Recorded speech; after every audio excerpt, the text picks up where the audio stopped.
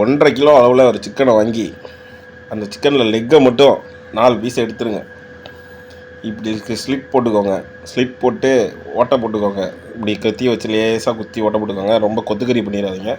அதுக்கப்புறம் பச்சை மிளகா விழுது, இஞ்சி பூண்டு விழுது, கொஞ்சம் உப்பு 2-3 மிக்ஸ் பண்ணிவிட்டு அதை மேரினேட் பண்ணிக்கோங்க. அது 20 மினிட்ஸ் போட்டிங்கன்னா அதை மேரினேட் பண்ணி 20 மினிட்ஸ் ஊற வச்சுருங்க.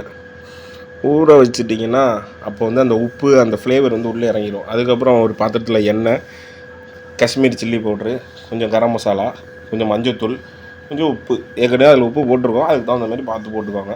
அதை எல்லாத்தையும் நல்லா கலந்துட்டு மிக்ஸ் பண்ணிவிட்டு கசூரி மெத்தி போட்டுக்கோங்க. கொஞ்சம் நல்லா க்ரஷ் பண்ணி போட்டுக்கோங்க. ஃப்ரெஷ்ஷாக வாங்கி போட்டுக்கிட்டிங்கன்னா நல்லது.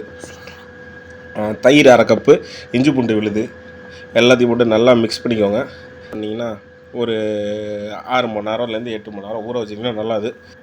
1 hour 30 minutes 200 degrees ஓவனில் இதை பேக் பண்ணி எடுத்து